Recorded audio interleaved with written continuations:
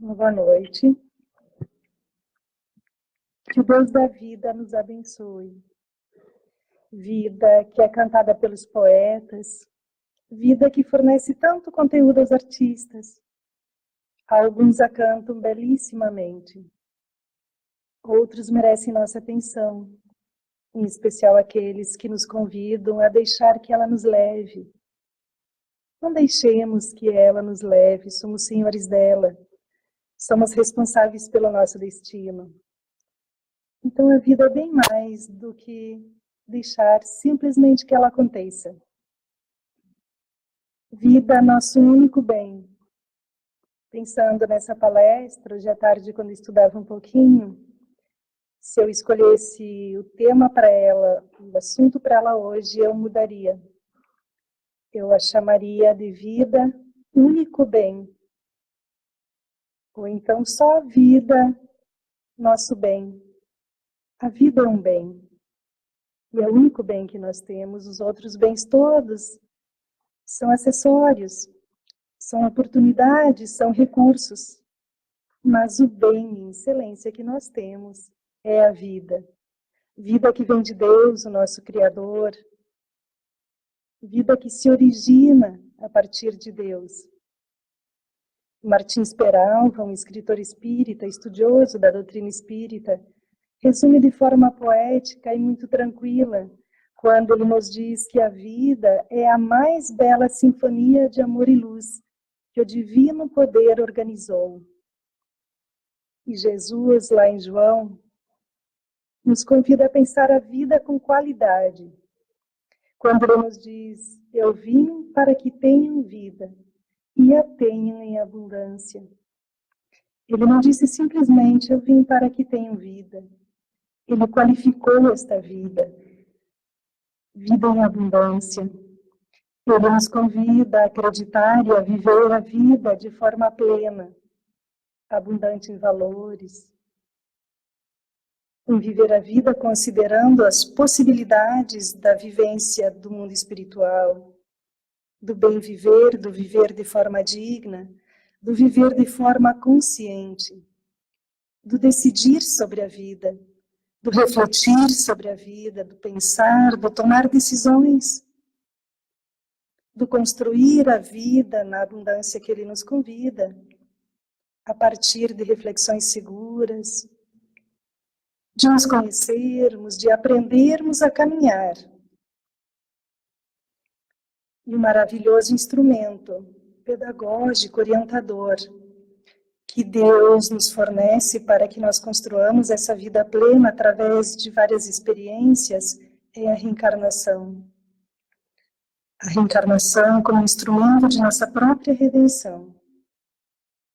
A reencarnação como oportunidade de construir progresso individual e o progresso da coletividade.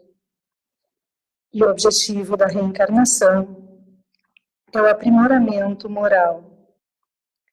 E o aprimoramento moral vai nos fornecer elementos, vai nos capacitando para promover o progresso material de forma mais fraterna, de forma mais solidária, de forma mais caridosa e, portanto, mais harmoniosa.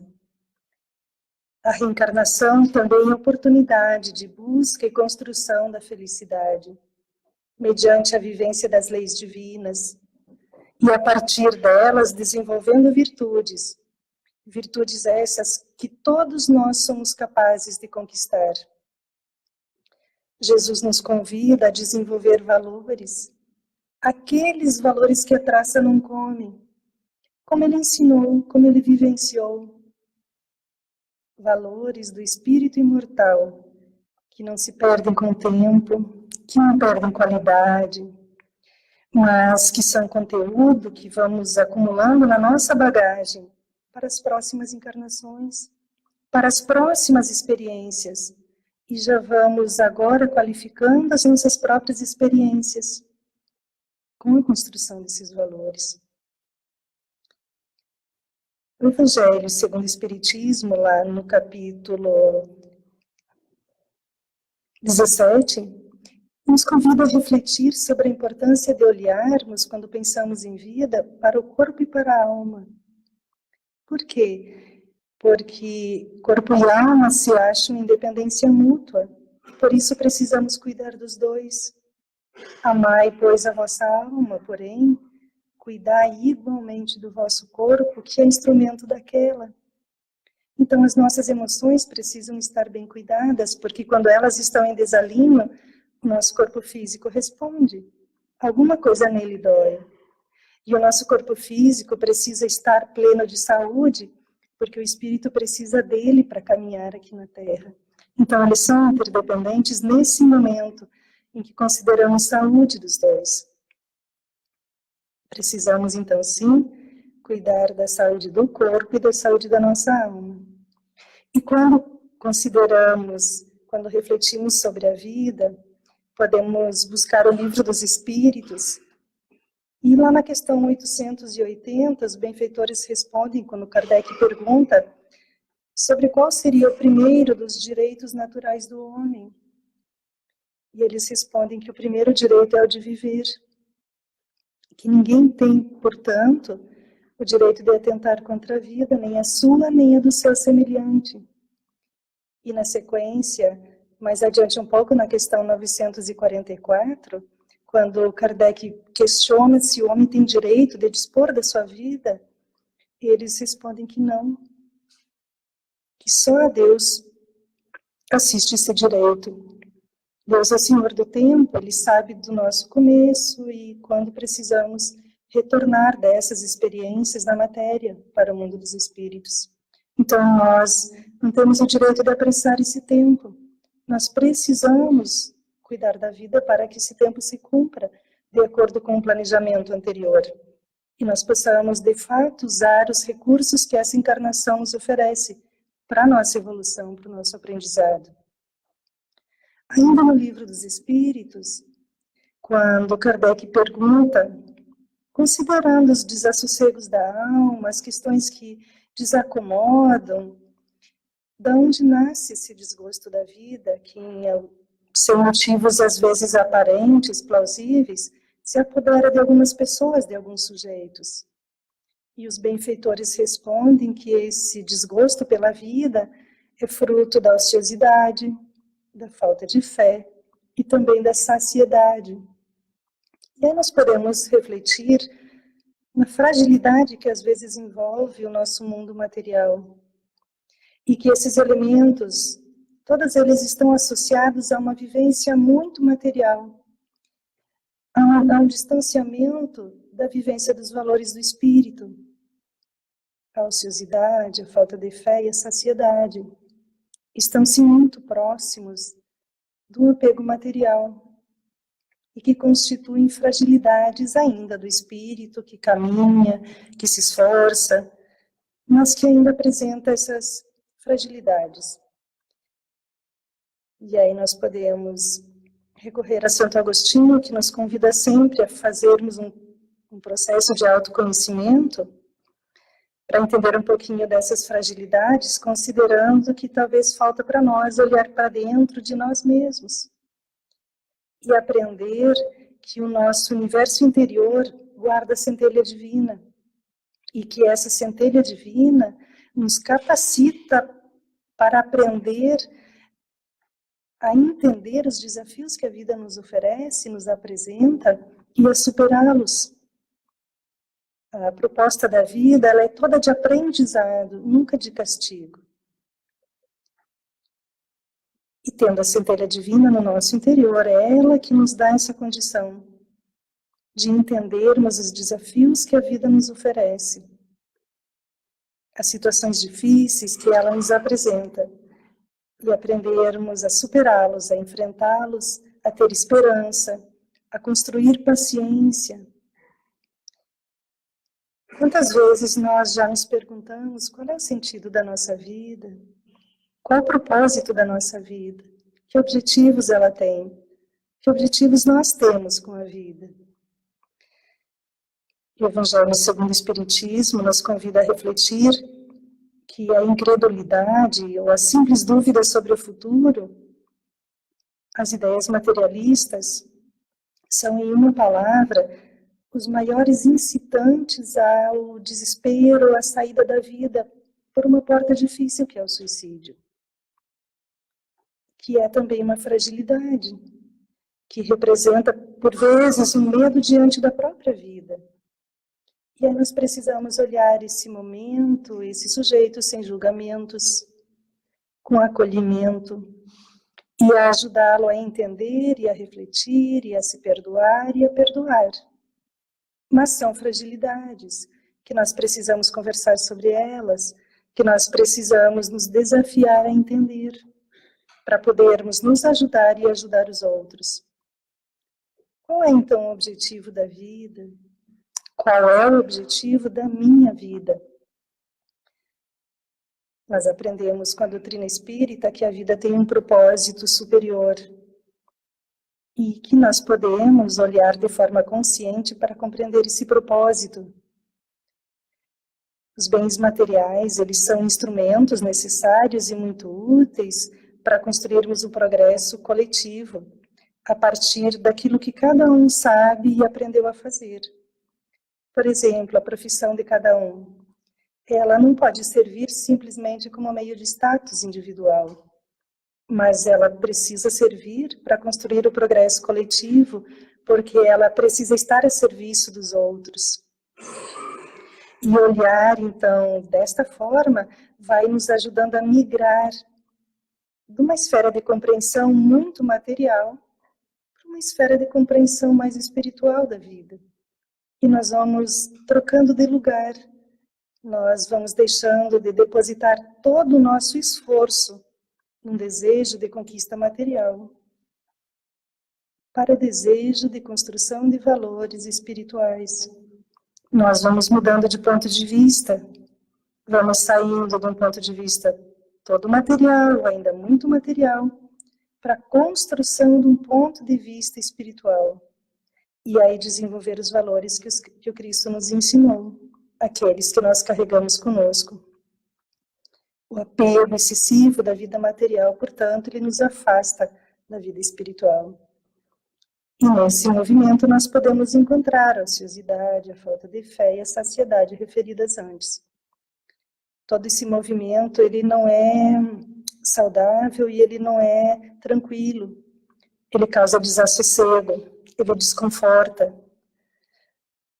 Quando o sujeito ainda vive uma vida muito material, em alguns momentos ele vai refletir e não vai achar resposta para o desassossego, para o desconforto, para a intranquilidade do coração, se ele não parar para pensar e sentir que falta algo. Talvez a presença de Deus, a presença de uma espiritualidade, de um momento de meditação, de prece.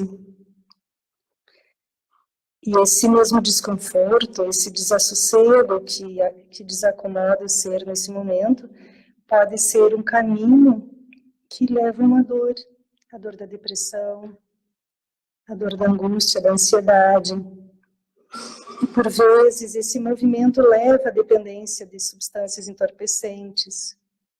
E se não cuidado, se não olhado, pode sim conduzir ao suicídio.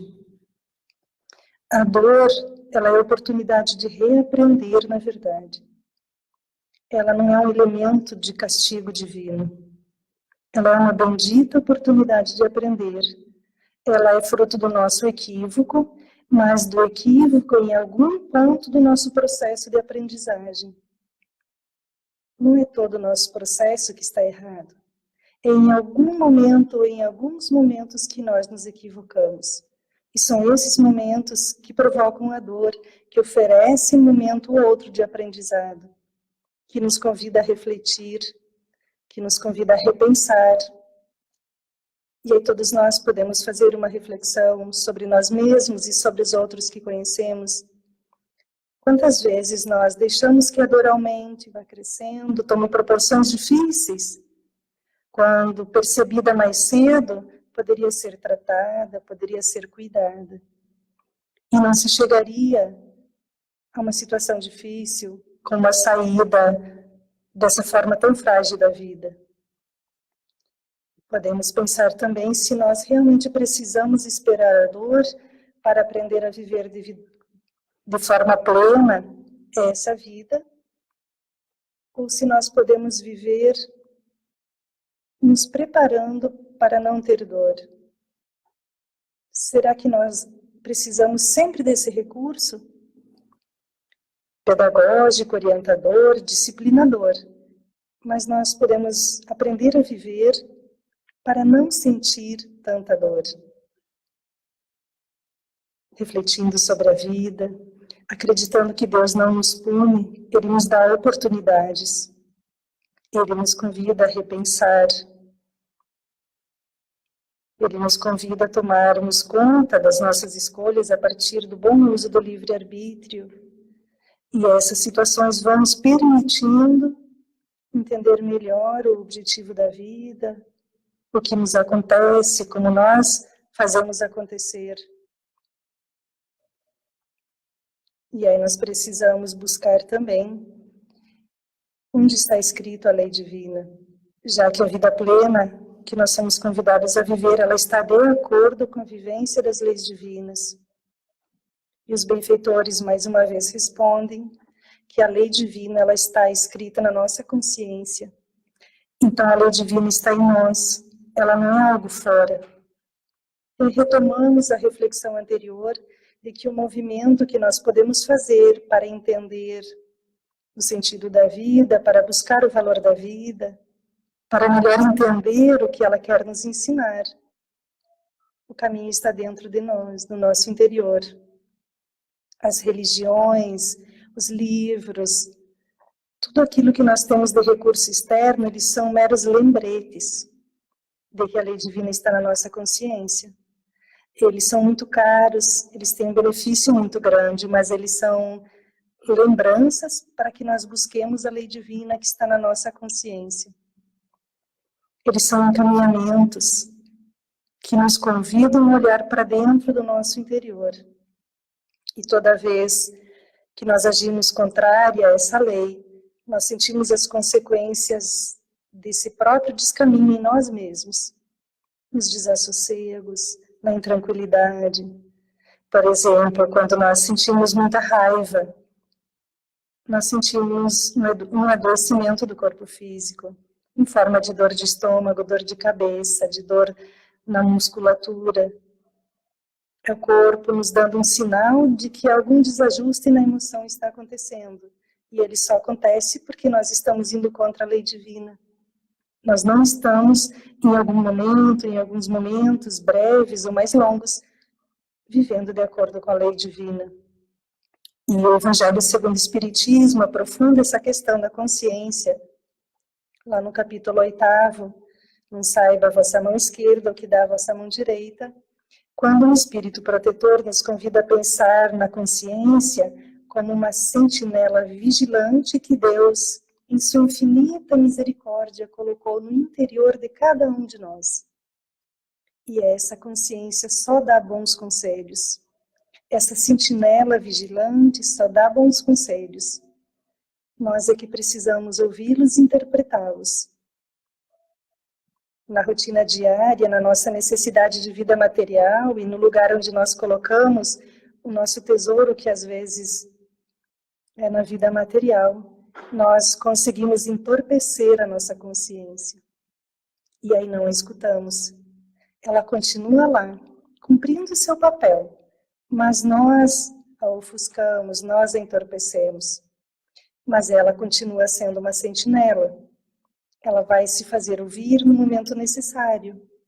Quando nós entendermos que transgredimos a lei divina, quando nós assumirmos o remorso de uma partida brusca da vida, quando nós nos entendermos vivos, apesar do movimento frágil que fizemos, o remorso vai ser a luzinha que essa sentinela acende para nos chamar de volta ao caminho correto.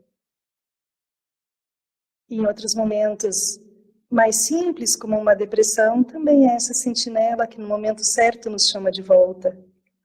Quando o remorso também nos chega nesse momento, ela nos alerta. Às vezes demoramos um pouco, às vezes demoramos mais, para entendê-la, para aceitar o seu chamado, para acolher o seu chamado e reassumir de novo a nossa responsabilidade frente à vida. Considerando sempre que a vida continua após o desencarne do corpo físico e que do outro lado também a consciência nos acompanha e de forma até mais clara nos chama a olhar como vivemos, como compreendemos as leis divinas, como nos esforçamos para dar conta da nossa vida de acordo com a lei divina. E a consciência continua sendo esse farol que guarda a lei divina e que nos oferece os conselhos de acordo com a lei. Se em cada situação que a vida nos coloca, nós parássemos, refletíssemos e meditássemos um pouco, teríamos sim a resposta correta a partir da nossa consciência. Mesmo que fosse mais difícil, mas é o caminho do bem. E é a esse caminho que os conselhos da consciência sempre nos encaminham.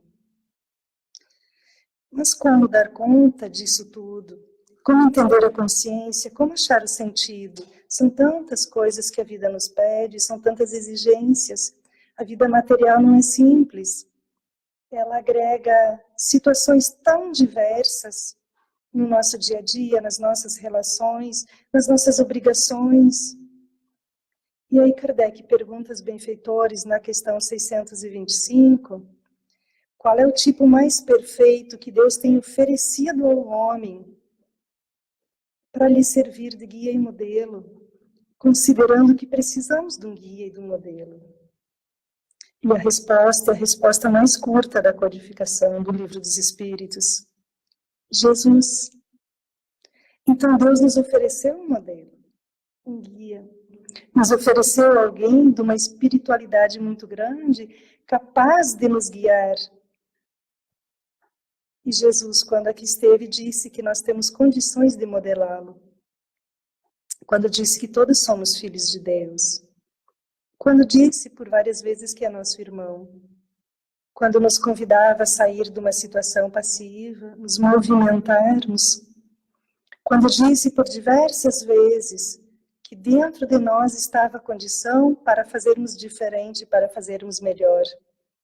Quando disse que a nossa fé que nos salva. A sua lei é uma lei toda de amor incondicional, de amor que perdoa, de amor que tem paciência, de amor que compreende, que aceita, que não julga, que escuta, de um amor que ensina enquanto ama. E ele é, então, sim, o guia perfeito, um modelo seguro, um modelo de vida toda voltada a uma vivência de valores espirituais.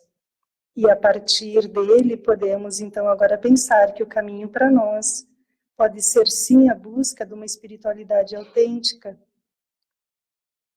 Tão autêntica que ela permite que nós nos olhemos e localizemos dentro de nós a centelha divina e façamos esse movimento que o Cristo nos convida. De a partir de nós mesmos, imprimirmos a força que nós temos e somos capazes de mover para fazermos melhor, para sermos felizes, para acreditarmos que a reencarnação é um instrumento pedagógico para a nossa evolução.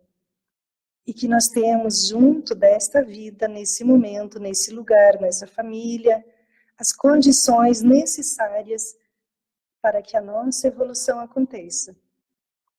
Nós estamos na era das conexões, de conexões rápidas.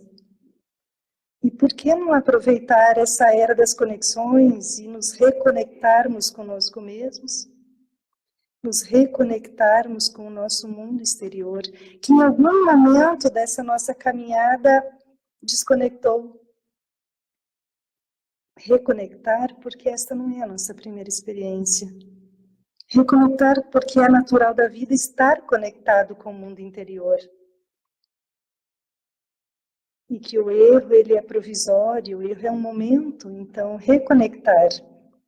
Empreender esforços para reprogramar, para estabelecer um novo programa de vivência a partir dessa grande experiência de viagem ao nosso interior, para descobrir que nós somos muito mais do que aparência externa, que o nosso mundo íntimo é muito mais valoroso e que nos oferece essas oportunidades de novos aprendizados, de reencontros conosco mesmo, com o nosso próximo, com Deus. Santo Agostinho nos convida sempre a fazermos um autoexame no final do dia, começando pelas coisas boas que fazemos durante um dia e depois apontar as outras menos boas, reconsiderarmos para o próximo dia. Esse é um programa de autoconhecimento que ele nos oferece. E a partir disso, vamos nos aproximando do entendimento do propósito da nossa vida, do objetivo para a nossa vida. E isso nós vamos conseguindo a partir do momento que empreendemos força para educar os nossos sentimentos. Se a vida tem pressa, ela tem o tempo certo. E o tempo é de Deus. Então ela tem o tempo certo. Para saber se já estamos educando os nossos sentimentos, podemos avaliar e observar se aquilo que fazemos nos acalma e nos encoraja. Já estamos fazendo bem. E se aquilo que fazemos nos desassossega, ainda precisamos reaprender, reavaliar e fazer diferente. Tudo que é bom é da vida. Tudo que é bem é da vida. Então a vida é um bem. Então fazer o bem é viver bem. Fazer o bem para mim primeiro, para o outro, para a natureza, para os outros seres que vivem comigo, vai me dando condições de viver em abundância. Abraçar uma causa nobre como um voluntariado nos ensina a viver bem, nos ensina a fazer bem, nos ensina a olhar os outros, a avaliar os nossos comportamentos ao falar. A nossa fala é amorosa ou ela é uma fala violenta? A nossa fala é segura? Ela é intransigente? Como é a nossa escuta? Nós já aprendemos a escutar com empatia?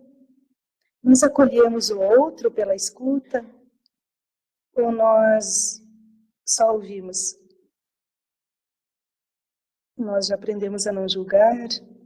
Nós já conseguimos entender o outro, considerando que o outro não é o problema.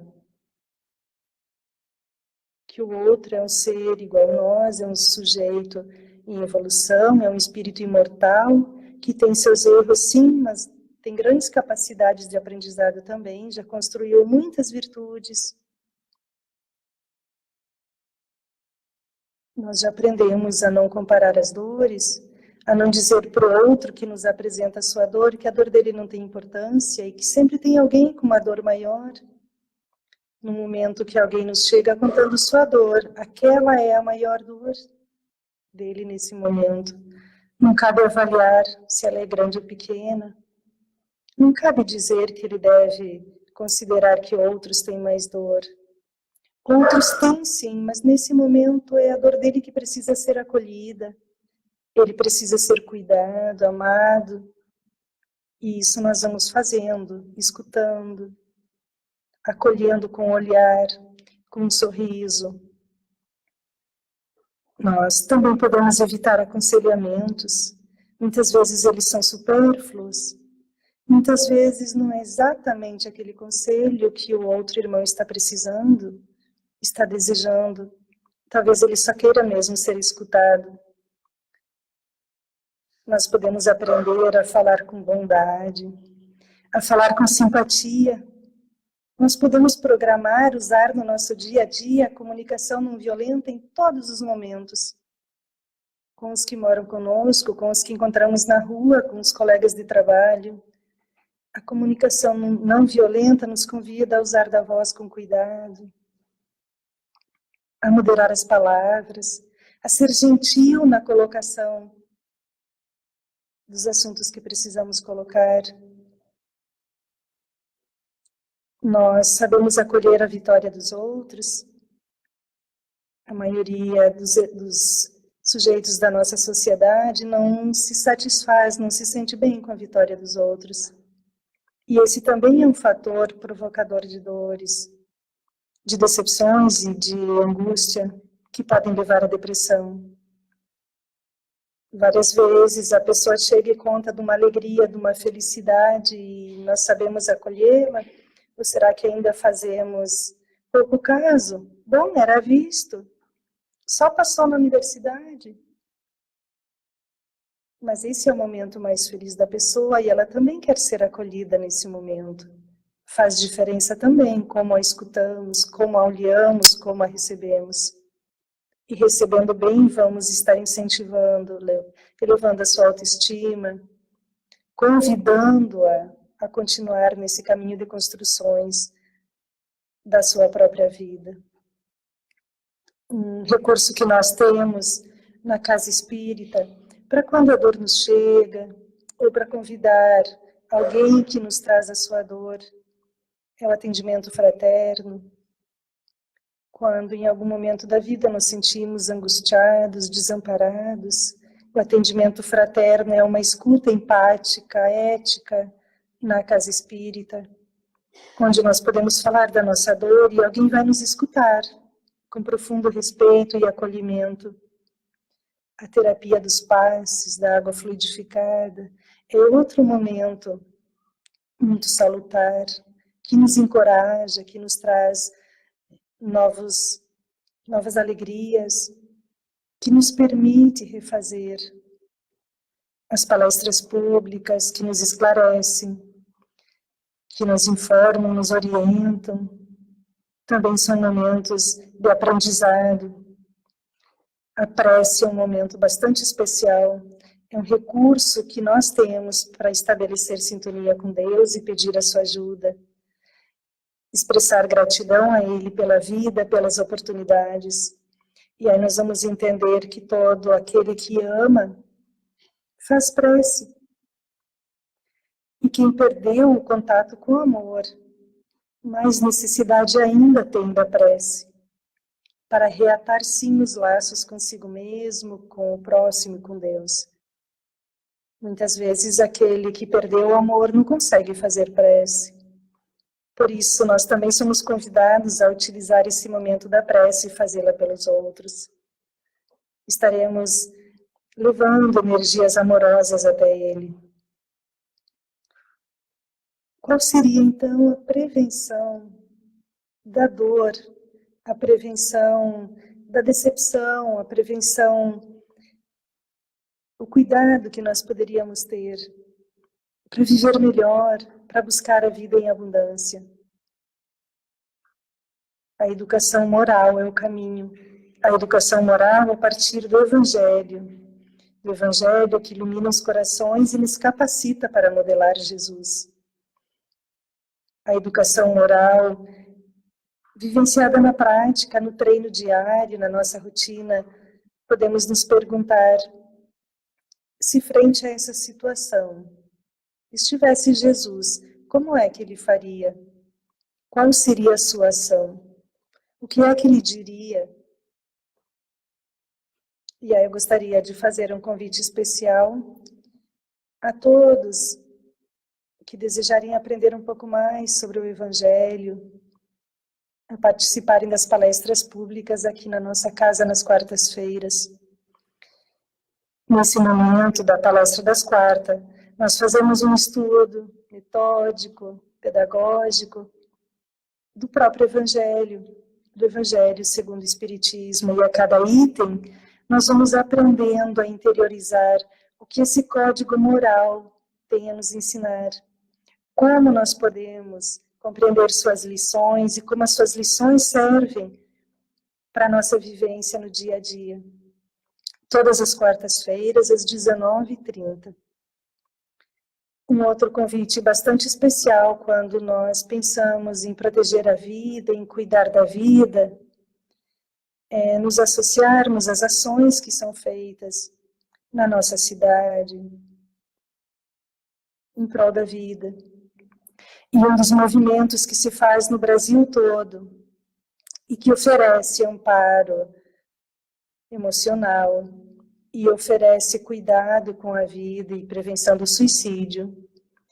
É o CVV, que é o Centro de Valorização da Vida, que dispõe de um número gratuito de ligações 24 horas por dia, que é o número 188, que nós podemos divulgar, que nós podemos utilizar para nós mesmos quando nós nos sentirmos incomodados, depressivos, com algum problema. Do outro lado da linha, teremos pessoas escutando de forma empática, sem julgamento, sem aconselhamento, sem cobrança. E esse movimento já salvou inúmeras vidas, já reconduziu outras tantas vidas para refletirem sobre o sentido da vida a partir de uma escuta amorosa, de uma oportunidade de conversar, sem que ninguém cobre nada. O CVV surgiu a partir de um movimento de grupo de jovens em uma casa espírita, há 56 anos. E ele se mantém até hoje baseado no comportamento do samaritano.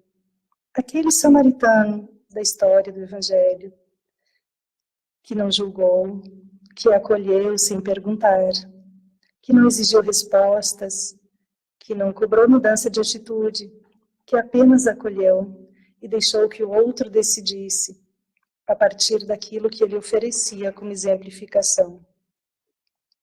Um outro momento seguro que nós temos a nosso favor e que nós podemos aprender se ainda não o fazemos é o momento do culto do Evangelho no Lar, que é um roteiro seguro para convidar Jesus a visitar o nosso lar uma vez por semana e lá permanecer. Quem deseja saber mais informações sobre como fazer esse culto, pode conversar com algum dos nossos irmãos da recepção, que terá a oportunidade de conversar e aprender. Mas o Evangelho é um movimento precioso, onde nós lemos o Evangelho, refletimos sobre ele, onde nós fazemos prece, onde nós vibramos por nós, por nossa casa e pelos outros. Divaldo Franco emprestou o seu instrumento para que o Espírito Tagore trouxesse para nós a vida. A primavera sorria e as sementes gargalhavam, desabrochando em rosas. Do alto da montanha, a neve era lágrima escorrer pela encosta vazia. E no vale verdejante, o riacho era uma fita de seda em face juvenil. No céu adesivo, o sol rasgou a veste de luto do inverno e coloriu a vida de azul. Embevecido, eu contemplei a beleza da tua criação e cantei em teu louvor. Minha voz de velho fez-se forte, movida pelo ardor do teu sentimento. Soltei meu canto em resposta ao teu que ressoava à minha volta na estuante vibração da vida que tu criaste, meu rei. As rosas brotam, a neve chora, o rio desliza e eu canto.